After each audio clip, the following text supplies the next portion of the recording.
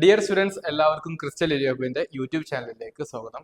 കഴിഞ്ഞ 3 net എക്സാമിനേഷനായിട്ട് 40ലേറെ റിസൾട്ടുകൾ net ഫീൽഡിൽ ഉണ്ടാക്കാൻ സാധിച്ചിട്ടുള്ള ക്രിസ്റ്റൽ നെറ്റ് പ്രോഗ്രാമിന്റെ ഭാഗമായിട്ട് ഹിസ്റ്ററി എന്ന് പറയുന്ന ഒരു മെയിൻ സബ്ജക്ട് എടുക്കാൻ ഉദ്ദേശിക്കുന്ന കുട്ടികളെ ഫോക്കസ് ചെയ്തിട്ടുള്ള ഒരു പ്രധാനപ്പെട്ട ഒരു അപ്രോച്ചാണ് ഇവിടെ ഡിസ്കസ് ചെയ്യുന്നത്. ക്രിസ്റ്റലിന്റെ UGC നെറ്റ് ഹിസ്റ്ററി പ്രോഗ്രാമിന്റെ ഡീറ്റെയിൽ ആയിട്ടുള്ള ഡിസ്കഷൻ, എങ്ങനെയാണ് ഈ കോഴ്സ് നിങ്ങൾക്ക് ഉപകരിക്കുന്നത് എന്നുള്ളതിനെ കുറിച്ചാണ് പറയുന്നത്. സോ എല്ലാവരും വളരെ കൃത്യതയോടെ ശ്രദ്ധിക്കുക. കൂട്ടത്തിലൊരു കാര്യം കൂടെ, നിങ്ങളൊരു ഹിസ്റ്ററി ആസ്പിരന്റ് ആണെങ്കിൽ തീർച്ചയായിട്ടും ഈ വീഡിയോ നിങ്ങൾക്ക് ഉപകാരപ്പെട്ടതുപോലെ തന്നെ നിങ്ങളുടെ ബാക്കിയുള്ള ഫ്രണ്ട്സുമാരുമായിട്ട് ഷെയർ ചെയ്യാനും നിങ്ങൾ നിർബന്ധമായിട്ടും ശ്രമിക്കണം.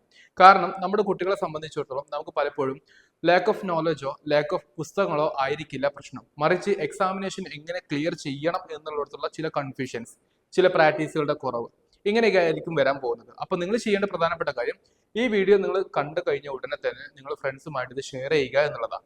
അപ്പൊ ഇനി കൂടുതൽ കാര്യങ്ങളൊന്നും പറയുന്നില്ല, നമുക്ക് നമ്മുടെ ടോപ്പിക് ഓഫ് ഡിസ്കഷനിലോട്ട് വരാം. അപ്പൊ the point is that UGC net history എന്ന് പറയുന്നത്, ഞാൻ ആദ്യം തന്നെ 1-2 അപ്രോച്ച് നിങ്ങളുമായിട്ട് ഷെയർ ചെയ്യാൻ ഉദ്ദേശിക്കുകയാണ്. ഏറ്റവും പ്രധാനപ്പെട്ട കാര്യം, ഞാൻ ഈ അടുത്ത് കുട്ടികളുമായിട്ട് ചിലർ മെന്റർഷിപ്പ് വെച്ച സമയത്ത് പുതുതായിട്ട് ക്രിസ്ത്യനിലോട്ട് ജോയിൻ ചെയ്യാൻ വേണ്ടി വന്നിട്ടുള്ള കുട്ടികളുമായിട്ടുള്ള മെന്റർഷിപ്പ് ആയിരുന്നു. അപ്പൊ ആ സമയത്ത് അവരോട് ഞാൻ ചോദിച്ചിട്ടുണ്ടായിരുന്ന കാര്യം, ഞാനൊരു ചോദ്യം നിങ്ങളോട് ചോദിക്കാം. ആ ചോദ്യത്തിന് നിങ്ങൾ കൃത്യമായിട്ട് ഉത്തരം പറയുകയാണെങ്കിൽ ക്രിസ്റ്റലിന്റെ ഈ കോഴ്സ് ഞാൻ നിങ്ങൾക്ക് 100% ആയിട്ട് ഫ്രീ ആയിട്ട് തരാൻ വേണ്ടിയുള്ള റെക്കമെൻഡേഷൻ ഞാൻ ചെയ്യുകയും ചെയ്യാമെന്ന് പറഞ്ഞു. അത് എന്തായിരുന്നു വെച്ച് കഴിഞ്ഞാൽ, ഞാൻ അവരോട് പറഞ്ഞു, ഇന്ത്യൻ ഫ്യൂഡലിസത്തെ കുറിച്ച് 3 പ്രധാനപ്പെട്ട പോയിന്റുകൾ എനിക്കൊന്ന് പറഞ്ഞു തന്നെ. അപ്പൊ പല കുട്ടികളും പല രീതിയിൽ പറഞ്ഞപ്പോൾ ഒന്നുപോലും അത് കൃത്യമായിട്ട് മാച്ച് ചെയ്തിട്ടുണ്ടായിരുന്നില്ല.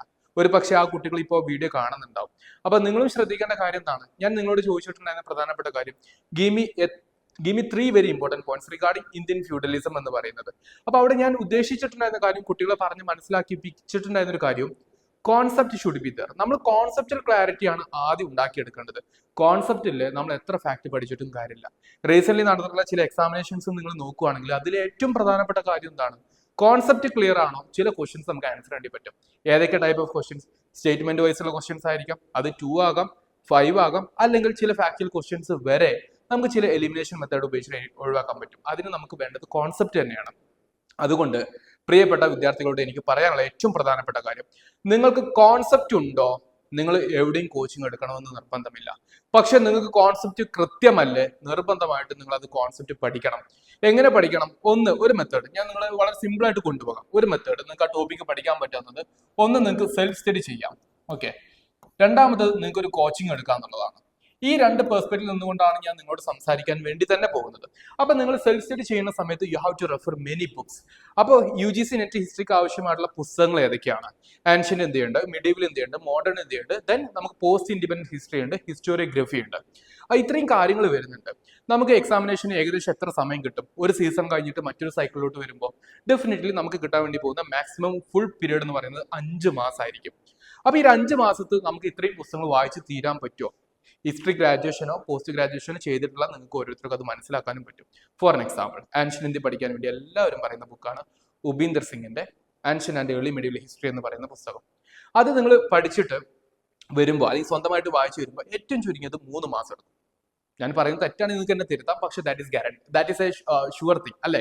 നിങ്ങൾ നെറ്റിന്റെ പിള്ളേർക്ക് അത് കൃത്യമായിട്ട് അറിയാം. നിങ്ങൾ എന്നോട് യോജിക്കുന്ന ആൾക്കാരാണെങ്കിൽ നിങ്ങൾക്ക് തീർച്ചയായിട്ടും കമന്റുകളൊക്കെ രേഖപ്പെടുത്താം കേട്ടോ, ഓക്കെ. പക്ഷെ അതേസമയത്ത് വിയോജിപ്പുണ്ടെങ്കിൽ അതും രേഖപ്പെടുത്തണം. ഞാൻ ഒരുപാട് കുട്ടികളുടെ എക്സ്പീരിയൻസ് എന്നാണ് പറയുന്നത്.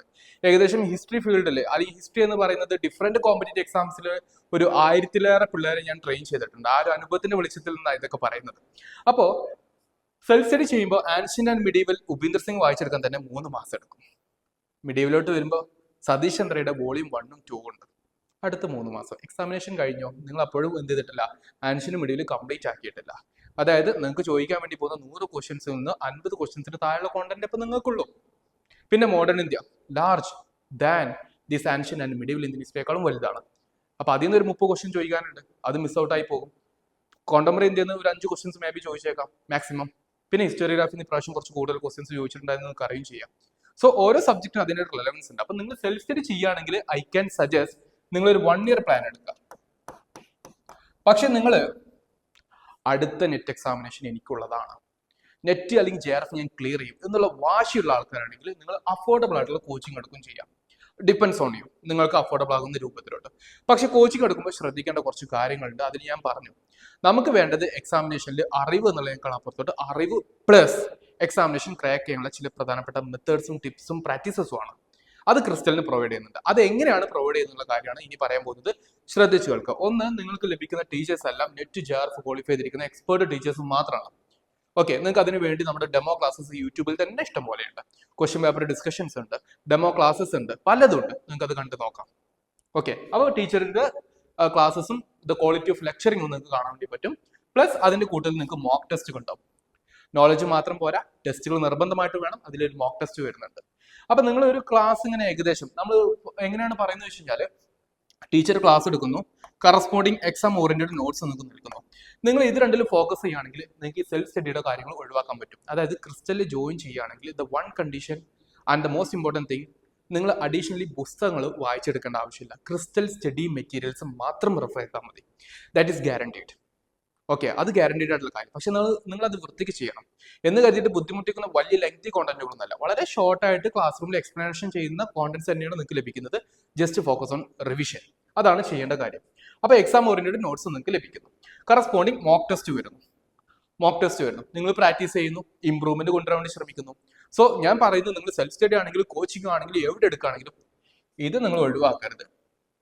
അത് കൃത്യമായിട്ട് ചെയ്യണമെന്നുണ്ടെങ്കിൽ നോട്ട്സ് വൃത്തിക്കായിരിക്കണം, അതിന് നല്ല ക്ലാസ്സസ് കിട്ടണം. So everything is connected, right? Yes. അപ്പൊ അങ്ങനത്തെ കുറച്ച് കാര്യങ്ങൾ ശ്രദ്ധിക്കുക. പിന്നെ അതിൽ പ്രധാനപ്പെട്ട കാര്യമാണ് ലൈവ് ഡിസ്കഷൻസ് ഓഫ് ക്വസ്റ്റ്യൻസ്. ക്രിസ്റ്റലിന്റെ നെറ്റിലെ ഹിസ്റ്ററിയുടെ ഏറ്റവും യുണീക്ക് പ്രോഗ്രാമാണ് റൗണ്ട് ടേബിൾ ഡിസ്കഷൻസ് എന്ന് പറയുന്ന RT സെഷൻസ്. അതിൽ ഓരോ റൗണ്ട് ടേബിൾ ഡിസ്കഷനും നമ്മൾ ഓരോ ടോപ്പിക് കൊടുക്കും. ഫോർ എക്സാമ്പിൾ നമ്മൾ പറയുകയാണ് ഫ്രീഡം മൂവ്മെന്റ്, റൗണ്ട് ടേബിൾ ഡിസ്കഷനിൽ വരികയാണ്. Questions will be there. നമ്മളത് പ്രാക്ടീസ് ചെയ്യിപ്പിക്കും, ലൈവായിട്ട് പിള്ളേരെ കൊണ്ട് ആൻസർ ചെയ്യിപ്പിക്കും. എന്തുകൊണ്ട് തെറ്റി, എങ്ങനെ ശരിയാക്കാം. അങ്ങനെ ചെയ്യുന്നത് കൊണ്ട് ഏറ്റവും പ്രധാനപ്പെട്ട കാര്യം എന്താണ്, പിള്ളേർക്ക് എക്സാമിനേഷനിൽ ക്വസ്റ്റ്യൻസ് കാണുമ്പോൾ ഫിയർ ഉണ്ടാവില്ല, പേടി ഉണ്ടാവില്ല എന്നുള്ളത്. അതൊക്കെ സെൽഫ് കോച്ചിങ് എടുക്കുന്ന ആൾക്കാർക്ക് നഷ്ടപ്പെടും. അപ്പൊ അങ്ങനത്തെ കാര്യങ്ങൾ ഒന്ന് ശ്രദ്ധിക്കുക. ഞാൻ പറഞ്ഞ പോലെ ഇത് വെറും കോണ്ടന്റ് ഡെവലപ്മെന്റ് അല്ല, നോളജ് അക്യുമുലേഷൻ അല്ല, എക്സാം ക്ലിയർ ചെയ്യാനുള്ള പ്രാക്ടീസസും വളരെ ഇമ്പോർട്ടന്റ് ആണ്. അപ്പൊ round table discussions something very super, very powerful year. കുട്ടികളുടെ റിവ്യൂ നിങ്ങൾക്ക് വേണമെങ്കിൽ അതിന്റെ ഭാഗമായിട്ട് കാണാം, അന്വേഷിക്കാം. ഓക്കെ, റൗണ്ട് ടേബിൾ സെഷൻസിൽ പങ്കെടുത്ത കുട്ടികളുണ്ടെങ്കിൽ just comment about these round table sessions here. നിർബന്ധമായിട്ട് കമന്റ് ചെയ്യാൻ വേണ്ടി ശ്രമിക്കുക. കാരണം നിങ്ങൾക്ക് കിട്ടിയിട്ടുള്ള അവസരങ്ങൾ, ആ അനുഭൂതി അല്ലെ, അത് ബാക്കിയുള്ളവർ കൂടെ ഒന്ന് അറിയട്ടെ. ഫൈൻ. പിന്നെ നമ്മൾ ക്ലാസ് എടുത്തിട്ട് ഏകദേശം പോർഷൻസ് ഇങ്ങനെ പോകുന്ന സമയത്ത് നമ്മൾ എന്ത് ചെയ്യും, റിവിഷൻ പ്ലാൻ കൂടെ അതിന്റെ കൂട്ടത്തിൽ ഇന്റഗ്രേറ്റ് ചെയ്യും. അതായത് ആൻഷ്യന്റ് ഇന്ത്യയുടെ ഒരു ഫസ്റ്റ് പാർട്ട് കഴിഞ്ഞ് കഴിഞ്ഞാൽ, ഒരു മൗര്യ നമ്പർ വരെ എത്തിക്കഴിഞ്ഞാൽ, പിന്നീട് ക്ലാസ്സസിന്റെ കൂട്ടത്തിൽ തന്നെ നമ്മൾ കൂട്ടത്തിൽ എന്ത് ചെയ്യും, റിവിഷൻ പ്ലാനോടെ നിങ്ങൾക്ക് തരും. അതിന്റെ അടിസ്ഥാനത്തിൽ ചാമ്പ്യൻ ടെസ്റ്റ് ഉണ്ടാവും. അപ്പൊ നമ്മൾ ചാമ്പ്യൻ ടെസ്റ്റിന്റെ ആൾക്കാരൊക്കെ അനൗൺസ് ചെയ്യാറുണ്ട്. നിങ്ങൾക്ക് നമ്മുടെ യൂട്യൂബും ഇൻസ്റ്റാഗ്രാമും എടുത്ത് നോക്കിക്കഴിഞ്ഞാൽ കാണാനും സാധിക്കും. So dear students, my point is very clear. Net എക്സാമിനേഷന് ഹിസ്റ്ററിയിലെ ബെസ്റ്റ് ടീം എന്ന് പറയുന്നത് അത് നിങ്ങൾക്ക് ക്രിസ്റ്റലിലുണ്ട്. മാക്സിമം യൂട്ടിലൈസ് ചെയ്യാം. നോട്ട് ഓൺലി ഹിസ്റ്ററി, നിങ്ങൾ മലയാളത്തിൽ നോക്കുകയാണെങ്കിലും JRF ക്വാളിഫൈ ചെയ്തിരിക്കുന്ന 4-5 ടീച്ചർമാരുടെ നിര, കൊമേഴ്സിലും സെയിം എഫക്റ്റ്. അങ്ങനെ ഹിസ്റ്ററി, കൊമേഴ്സ്, മലയാളം കൂട്ടത്തിൽ ഏറ്റവും പ്രധാനമായിക്കൊണ്ട് പേപ്പർ 1 നിങ്ങൾക്ക് JRF കിട്ടില്ല. ഇത് പറയാൻ കാരണം റീസെന്റ് ട്രെൻഡ് അങ്ങനെയാണ്.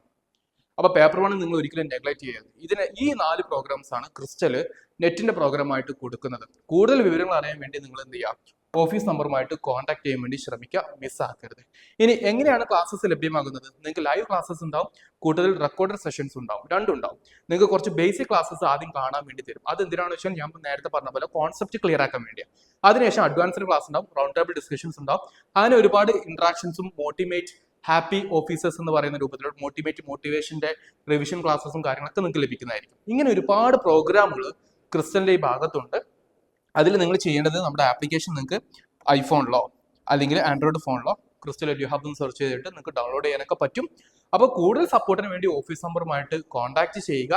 നമ്മളുടെ ഫീസും കാര്യങ്ങളൊക്കെ ഓഫീസ് നമ്പറിൽ കോൺടാക്ട് ചെയ്യുന്ന സമയത്ത് നിങ്ങൾക്ക് പറഞ്ഞു തരുന്നതായിരിക്കും. അതിൽ തന്നെ നമ്മൾ ഒരു ഫിനാൻഷ്യലി കുറച്ച് ബാക്ക്വേർഡ് നിൽക്കുന്ന കുട്ടികൾക്ക് വേണ്ടിയിട്ട് നമ്മൾ ഇൻസ്റ്റാൾമെന്റ് ഫെസിലിറ്റീസ് എല്ലാം കൊടുക്കുന്നുണ്ട്.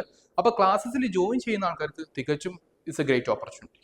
അപ്പോൾ അങ്ങനെ മാക്സിമം യൂട്ടിലൈസ് ചെയ്യാൻ വേണ്ടി ശ്രമിക്കുക. ഞാൻ നേരത്തെ പറഞ്ഞതുപോലെ ഈ വിവരങ്ങൾ തീർച്ചയായിട്ടും ബാക്കിയുള്ളവർ കൂടെ അറിയണമെന്ന് നമ്മൾ ആഗ്രഹിച്ചുകൊണ്ടാണ് നിങ്ങളുടെ മുമ്പിൽ പ്രസന്റ് ചെയ്തിരിക്കുന്നത്. ഇപ്പോൾ നിങ്ങൾക്കും ഇത് കൃത്യമായിട്ട് മനസ്സിലായി. ഇനി നിങ്ങൾ ചെയ്യേണ്ടത് ഈ വീഡിയോ മാക്സിമം ബാക്കിയുള്ളവരുമായിട്ട് ഷെയർ ചെയ്യുക എന്നുള്ളതാണ്. So dear students, happy learning. അടുത്ത നെറ്റ് JRF ഹിസ്റ്ററിയിൽ നിങ്ങൾക്കുണ്ടാവണം. Thank you.